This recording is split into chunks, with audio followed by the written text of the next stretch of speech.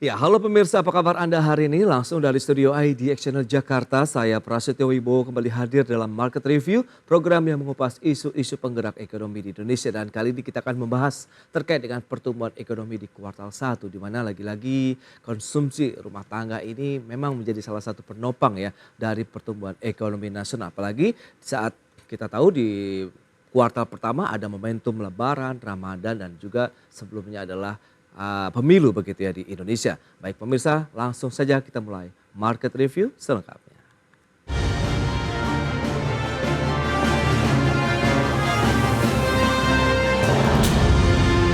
Ya pemirsa, pertumbuhan ekonomi nasional tercatat mencapai 5,11% pada kuartal pertama 2024, di mana Badan Pusat Statistik mencatat secara umum pertumbuhan masih ditopang oleh konsumsi rumah tangga serta adanya peningkatan belanja pemerintah. Badan Pusat Statistik mencatat perekonomian nasional mampu tumbuh 5,11% pada kuartal pertama 2024. Angka tersebut tercatat naik dari kuartal keempat 2023 sebesar 5,04%. Pelaksana tugas Kepala BPS Amalia Dininggar Widyasanti menyampaikan, produk domestik bruto Indonesia atas dasar harga berlaku pada kuartal pertama mencapai Rp5.288,3 triliun.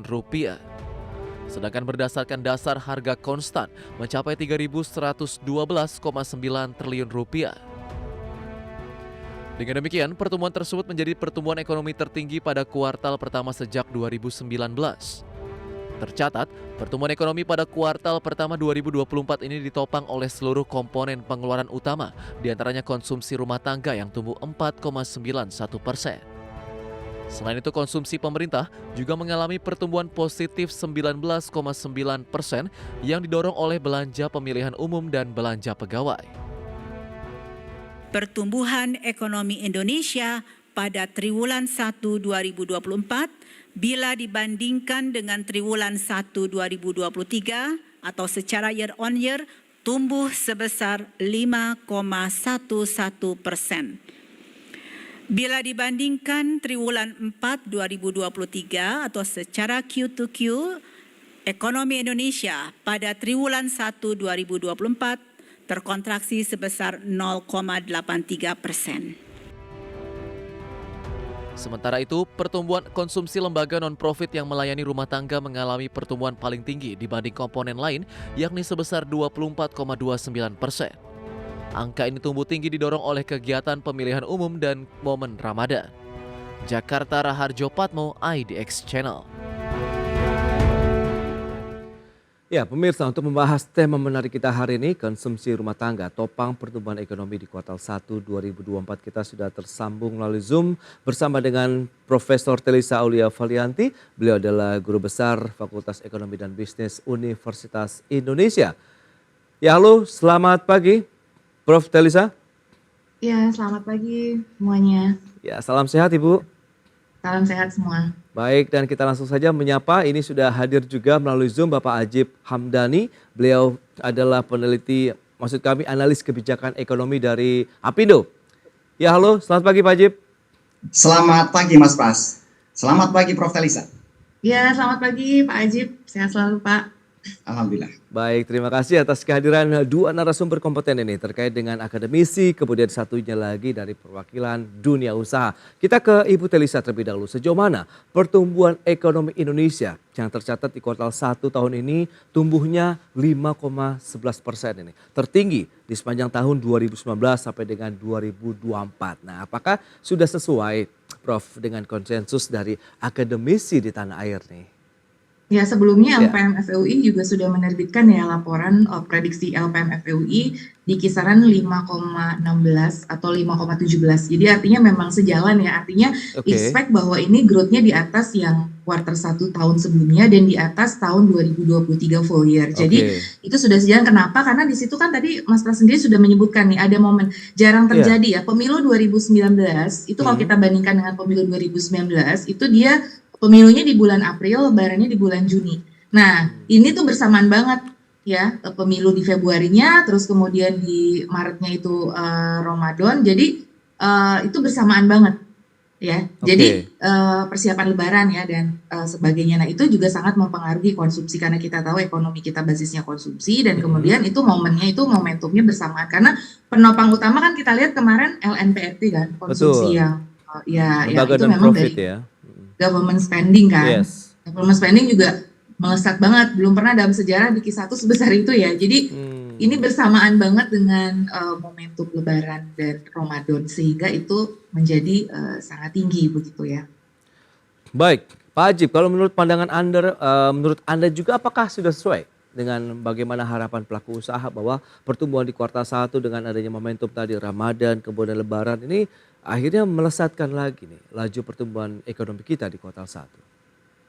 Oke, Mas Pras, kalau kita melihat pola dan siklus pertumbuhan ekonomi kita, kalau kita bandingkan per kuartal, Mas Pras, memang kita mempunyai momentum biasanya di kuartal 1 dan kuartal keempat. Oke. Karena itulah akan menjadi penggambaran kira-kira berapa nanti pertumbuhan ekonomi secara agregatnya. Kalau kita bandingkan di tahun 2023 misalnya, pertumbuhan ekonomi di kuartal pertama itu mencapai 5,03%. Dan kemudian akhirnya kita lihat pertumbuhan ekonomi kita di tahun 2023 secara agregat 5,05%. Oke. Mungkin nanti kalau angkanya kurang pas, Prof. Teresa bisa menambahkan atau meluruskan. Kemudian kalau kita lihat Mas Pras, bahwa pertumbuhan ekonomi kuartal 1 ini hanya, dalam tanda petik ya, hanya mencapai 5,11%. Iya. Sebenarnya gini, dari sudut pandang positif, bahwa ini sudah dalam trennya naik. Tapi sebenarnya kita sedikit kehilangan momentum. Kenapa? Karena ketika hanya 5,11%, padahal tadi Prof. Talisa menyampaikan bahwa bagaimana spending kita sangat ditopang oleh dua momentum. Satu momentum Lebaran, di mana terjadi perputaran uang yang lebih dengan adanya THR, insentif-insentif dari pemerintah, dan lain-lain. Kemudian ada juga momentum kedua yang bersifat 5 tahunan, yaitu adanya Pileg dan Pilpres. Harusnya pertumbuhan ekonomi lebih tinggi daripada 5,11%. Tapi memang Mas Pras, kita lihat bahwa pada bulan April kemarin, ketika kemudian BI mengeluarkan tingkat suku bunga acuan yang dinaikkan 25 basis point, kita lihat bahwa ini di ujung kuartal keempat kita mengalami pelemahan daya beli masyarakat. Nah ini yang perlu dicermati oleh pemerintah.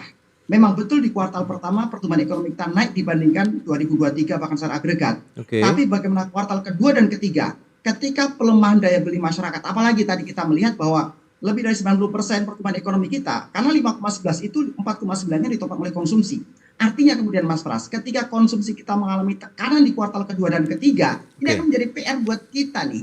Sehingga pemerintah harus lebih mendorong insentif dalam bentuk moneter, dalam bentuk fiskal, maupun dalam bentuk regulasi-regulasi yang lebih pro dengan pertumbuhan. Karena kalau kita lihat Mas Pras, bahwa tahun 2024 ini, dalam proyeksi ekonomi makronya, pemerintah punya target di angka 5,2% loh, cukup agresif. Sebenarnya kalau kita bisa mencapai sesuai dengan proyeksi yang dibuat oleh Prof. Talisa di angka 5,16%, itu relatif akan bisa membuat daya ungkit maksimal sampai dengan akhir tahun 2024. Makanya Mas Pras, yang perlu kita sampaikan kepada pemerintah, pelaku usaha mempunyai ekspektasi bahwa pemerintah memberikan insentif yang tepat sasaran, baik fiskal, moneter maupun dalam bentuk deregulasi lain yang lebih pro dengan pertumbuhan dan pemerataan. Karena hanya itu yang bisa menjadi kunci untuk kita lebih mendorong perekonomian. Karena begini Mas Pras, izin terakhir. Karena ekonomi kita harus lebih banyak ditopang oleh private sector.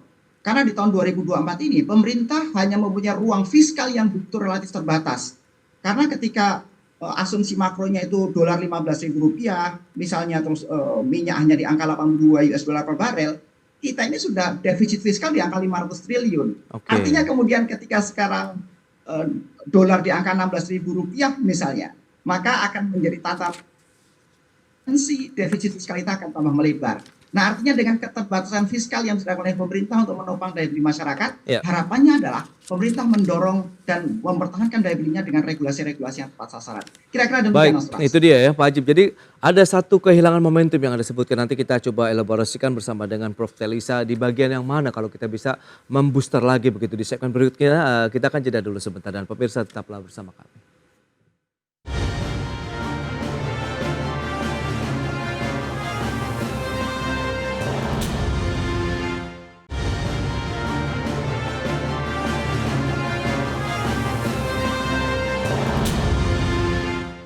Ya, terima kasih Anda masih bergabung bersama kami. Berikut ini kami sampaikan sejumlah data terkait dengan pergerakan ataupun laju pertumbuhan ekonomi Indonesia secara kuartalan begitu ya. Data selengkapnya bisa Anda saksikan di layar televisi Anda.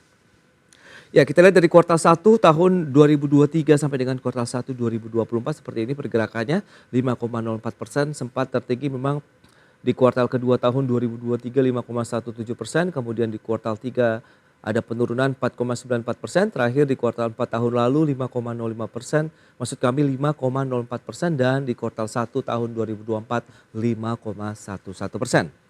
Berikutnya pertumbuhan dari PDB menurut pengeluaran apa saja? Ini dia penopangnya, ada konsumsi rumah tangga 4,91%, kemudian konsumsi lembaga non-profit rumah tangga 24,29%, konsumsi pemerintah 19,9%, kemudian PMTB, ekspor dan juga impor. Ekspor agak turun nih 0,5% ya untuk pertumbuhannya. Dan berikutnya kita lihat dari sisi lapangan usaha. Nah ini dia yang kita lihat dari sektor-sektor usahanya. Pertanian minus 3,54% pemirsa. Pertambangan dan penggalian yang menopang pertumbuhan ekonomi dari sisi sektor usaha 9,31%, kemudian industri pengolahan 4,13%, dan berikutnya ada konstruksi, perdagangan dan reparasi serta lainnya. Baik, kita lanjutkan kembali perbincangan bersama dengan Profesor Telisa Aulia Valianti, Guru Besar FFB Universitas Indonesia, dan juga Bapak Ajib Hamdani, beliau adalah analis kebijakan ekonomi Apindo. Baik, kita ke Prof Telisa. Ini kalau kita bicara ada hal yang tadi cukup krusial begitu, ada sedikit kehilangan momentum lah yang disebutkan Pak Ajib begitu. Dari pandangan Prof sendiri seperti apa? Momentum apa yang sempat terskip begitu atau mungkin tersilap pada saat pemerintah membooster pertumbuhan ekonomi di kuartal 1 tahun ini, Prof? Ya, kalau bicara momentum sebetulnya memang kalau dari pandangan saya ya, apa namanya, bahwa kita ini agak berat di tengah kondisi normalisasi harga komoditas ya di global. Maksudnya kan kita tahu pertumbuhan ekonomi global itu sebetulnya melambat kan. Nah, sedangkan kan kita sebagai open ekonomi memang ada beberapa bagian dari komponen pertumbuhan ekonomi kita yang tergantung dari kondisi globalnya. Jadi memang itu ya, dan kemudian momentumnya kan berakhirnya kabinet yang saat ini ya, maksudnya kan biasanya kan jelang akhir kabinet itu memang ya tergantung ya, ada yang ingin menggenjot tapi ada juga yang karena sibuk dengan politik ya, maksudnya kan karena ini kita lagi rame-rame habis pemilu juga, jadi yang untuk merhatiin pertumbuhan ekonomi yang melototinnya mungkin dari sisi government sedang sibuk juga untuk round berikutnya atau politik yang akan transisi ini gitu kan. Nah jadi apa ya istilahnya, walaupun di pemerintahan sendiri itu jadi istilahnya energinya tuh mungkin terbagi ya,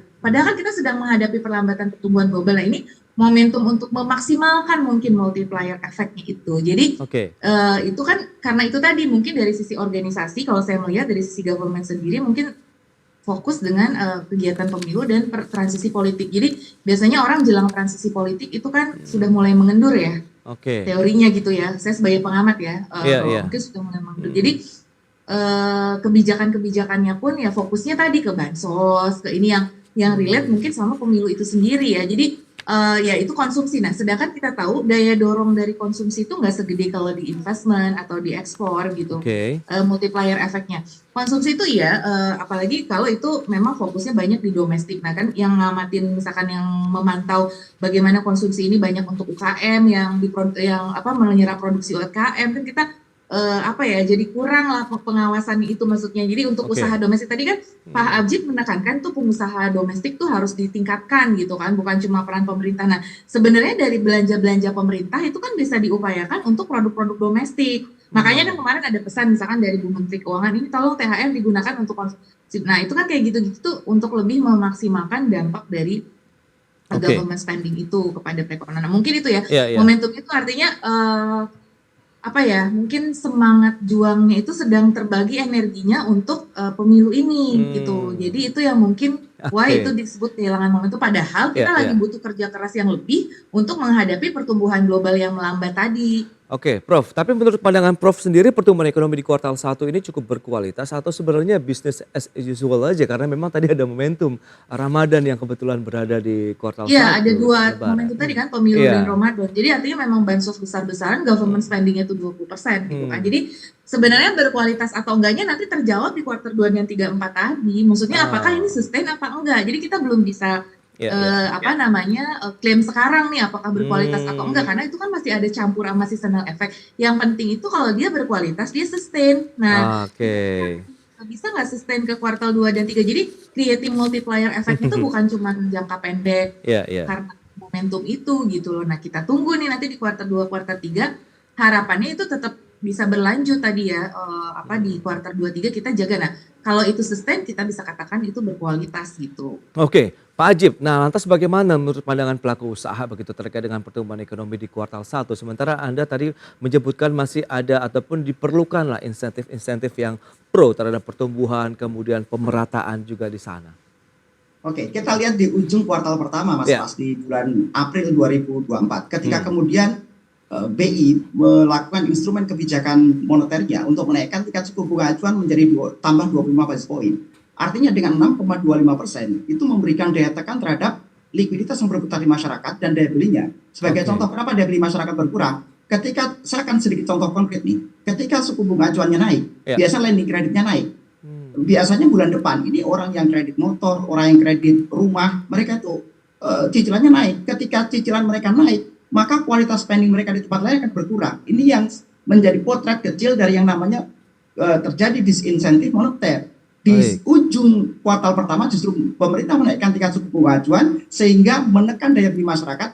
Dan ini yang menjadi kita sampaikan tadi, dan saya sepakat dengan satu hal dengan Prof. Talisa, bahwa kuartal kedua dan ketiga itu menghadapi, ini menjadi lebih challenging untuk kualitas daya beli masyarakatnya. Kemudian kita lihat sisi investasinya Mas Pras, bahwa investasi di Indonesia itu dalam konteks penyerapan tenaga kerja itu mengalami penurunan kualitas. Kalau kita bandingkan dan kita kaji selama 5 tahun terakhir ketika semua target investasi tercapai selalu over target dari tahun 2019 sampai dengan terakhir 2023 dengan 1.400 triliunnya, tapi tingkat serapan tenaga kerjanya itu hanya setengahnya dari target. Dari target 3 juta tenaga kerja kemarin hanya sekitar 1,6 juta. Artinya terjadi rasio yang semakin mengecil. Kalau kita bandingkan dengan tahun 2014 dulu, itu bisa 4 kali lipat serapan tenaga kerjanya per rasio investasi ya. Artinya seharusnya dengan investasi 1.400 triliun itu bisa menyerap lebih dari 2 juta sampai 3 juta sesuai dengan target penyerapan tenaga kerja. Nah, ketika pemerintah gagal menaikkan kualitas investasi, maka ini akan sulit untuk menjadi daya ungkit. Padahal yang kita harapkan Mas Pras, selama ini yang menjadi penopang signifikan dari PDB adalah konsumsi seperti tadi Prof. tadi sampaikan. Padahal seharusnya kalau kita ingin membuat lompatan karena negara maju, maka rasio kontribusi investasi, kontribusi manufacturing, kontribusi pembuatan nilai tambah, dan lain-lain itu harus meningkat dalam konteks kontribusi terhadap PDB. Karena itu yang akan memberikan daya ungkit maksimal, penyerapan tenaga kerja banyak, dan lain-lain. Makanya kemudian kalau kita lihat, kenapa Indonesia sulit membuat lompatan atau istilah ekonominya kita ada di middle income trap. Karena PDB per kapita kita masih ada di angka 4.000 US dollar per kapita per tahun. Kalau kita ingin berbicara negara maju harus lebih dari 10.000 US dollar per kapita per tahun. Nah, kondisi ini kenapa? Karena kita masih menghadapi 3 masalah utama, pengangguran, kemiskinan, dan gini rasio. Dan ini masih kurang didorong oleh pemerintah. Pemerintah, apalagi kalau kita lihat coba tadi, kontribusi dalam konteks pertumbuhan ekonomi masih apa? Sektor pertambangan, sektor konsumsi. Ini daya ungkitnya kurang maksimal dan kurang sustain. Oke. Berarti memang masih banyak tantangan ya yang nanti perlu dicermati. Ya, berarti ini berbicara masalah orientasi dan prioritas pemerintah, Mas Pras. Kalau pemerintah lebih berorientasi pada para stakeholder pelaku ekonomi lokal domestic player, misalnya hilirisasi itu harus fokus dengan pertanian, perikanan, peternakan misalnya, yang fokus dengan lokal domestic player, maka daya ungkitnya lebih maksimal. Makanya kenapa kalau kita lihat investasi itu kurang berbanding lurus dengan rasio terhadap investasi terhadap pertumbuhan ekonomi. Kira-kira begitu Mas. Pak Ajib, tadi sempat disampaikan data juga bahwa memang penopang ekonomi di kuartal 1 adalah dari sektor pertambangan dan penggalian begitu. Apakah juga dipicu program hilirisasi? Tahan dulu jawabannya, kita bahas nanti lagi di segmen berikutnya. Dan pemirsa, kami akan segera kembali usai pariwara berikut ini.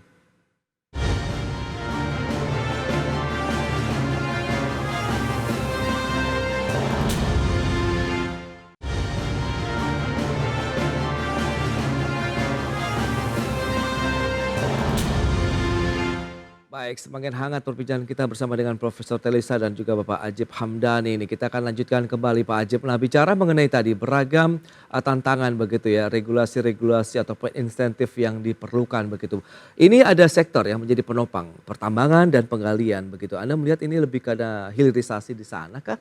Atau memang kita butuh secara keseluruhan adalah tadi keberpihakan terhadap pelaku usaha nasional begitu untuk program-program ataupun sektor-sektor usaha yang bisa menjadi penopang pertumbuhan ekonomi Indonesia secara keseluruhan.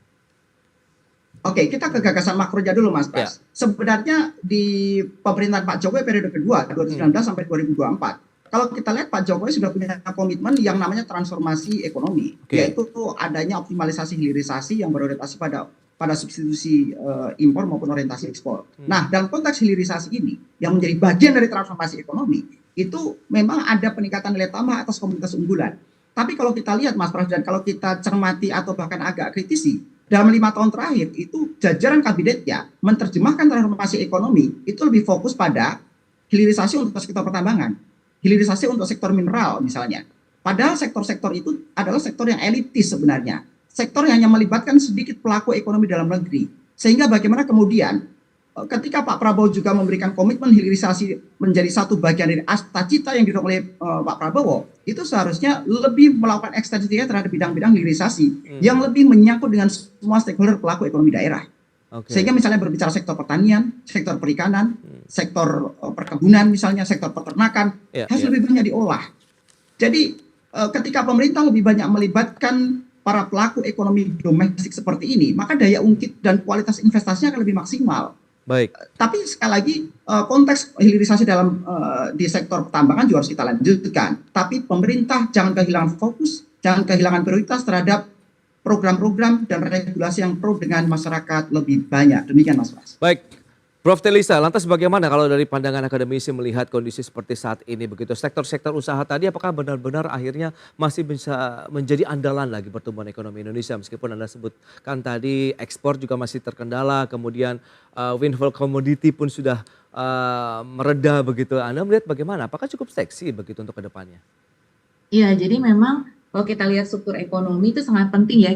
Saya setuju banget bahwa kita tuh harus melihat bukan cuma angka agregat, tapi lihat lagi structure ya. Kan itu semua yang kita bicarakan itu strukturnya. Nah, apakah struktur kita ini cukup kuat dan bisa menopang sustainable untuk economic growth kita ke depan. Tapi saya setuju banget, bukan hanya economic growth, tapi juga aspek dari pemerataan, ketimpangan, karena itu akan ujungnya kalau itunya nggak benar, structure-nya ataupun kurang ideal, struktur bukan nggak benar ya, maksudnya strukturnya itu kurang ideal, terus kemudian juga tadi itu nanti ngaruh ke sustainability-nya kalau misalkan strukturnya itu kurang ideal ya, dan kemudian harus lihat kemana, ke struktur tenaga kerja kita ya, karena dan penduduk kita tuh seperti apa, karena itu semuanya saling korelasi. Sebetulnya kan itu sudah diciptakan di RPJMN, cuman ya dalam implementasinya kita juga kesulitan mencapai RPJMN, karena apa? Misalkan di RPJMN yang ditargetkan itu kan total pertumbuhan tuh kalau bisa 6-7% supaya kita bisa keluar dari middle income trap. Nah, andalannya kita itu salah satunya tadi dari investasi. Cuma kalau kita lihat,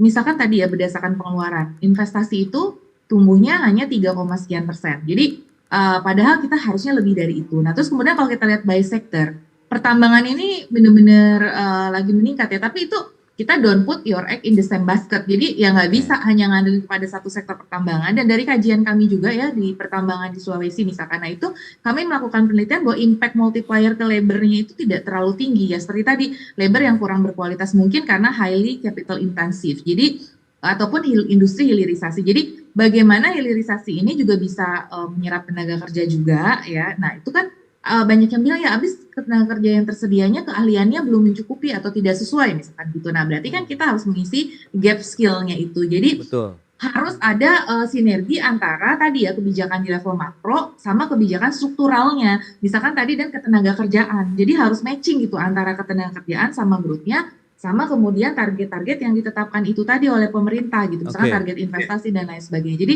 harus melihat, terus kemudian juga harus melihat inklusivitas dan pemerataannya seperti apa, karena kita ada golongan kelas kan, ada kelas bawah, atas, menengah. Nah itu pun juga berbeda-beda nanti ngaruhnya ke konsumsi. Jadi memang saling terkait ya, perlu suatu kerangka. Sebenarnya udah ada kerangka itu di RPJMN, tapi tadi bagaimana kemudian menerjemahkan di dunia usahanya. Jadi RPJMN di Apindo misalkan tadi atau di Kadin, pokoknya di berbagai dunia usaha, gimana nerjemahin RPJMN itu dalam realitasnya, karena investor tuh punya kacamata sendiri kadang-kadang gitu kan, bahwa oh seperti ini yang diharapkan oleh pelaku usaha tuh begini, itu udah sesuai belum antara yang didesain oleh pemerintah dengan apa yang diharapkan oleh para pengusaha. UUCK kan sebetulnya untuk menjembatani ini tadinya. Nah ini juga mungkin kita bisa tanyakan ke dunia usaha, sejauh ini UUCK penerapannya seperti apa, karena waktu naskah akademik UUCK itu diciptakan, bagaimana Indonesia mengkreasi pertumbuhan agar sustain gini-gini mencapai yang 6-7%. Apa itu jalan apa enggak? Udah berjalan apa belum? Nah, kemudahan investasi seharusnya kita semakin mudah dengan adanya OSS, perizinan berbasis resiko misalkan. Nah, itu sudah berjalan gitu.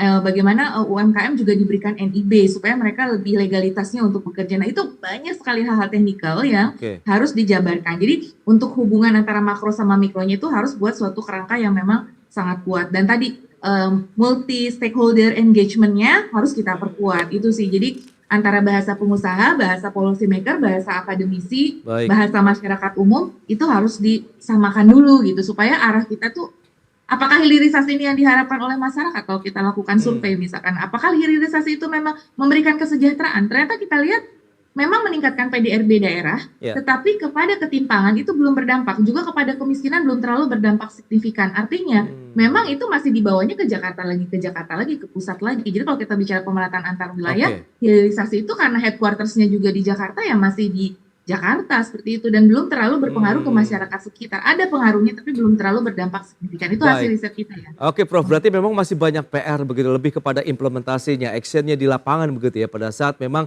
beragam kebijakan yang sudah ditelurkan, kemudian bagaimana pengejawantahannya oleh pelaku usaha di sana, kemudian bagaimana juga akhirnya pemerataan dan keberpihakan juga ini kepada pelaku usaha nasional sehingga apa yang kita lihat bersama-sama laju pertumbuhan 5,11% bahkan mungkin lebih tinggi lagi tapi langsung terkorelasi lah ya dengan apa yang dirasakan oleh pelaku usaha dan tentu masyarakat luas di sana dengan adanya penyerapan tenaga kerja. Baik Prof. Telisa dan juga Bapak Ajib, terima kasih banyak atas waktu dan sharing yang sudah Anda sampaikan kepada pemirsa pada hari ini. Selamat melanjutkan aktivitas Anda kembali dan salam sehat Pak Ajib, Prof. Telisa. Salam. Ya. Salam sehat Pak Ajib dan Pak Pras dan semua pemirsa IDX.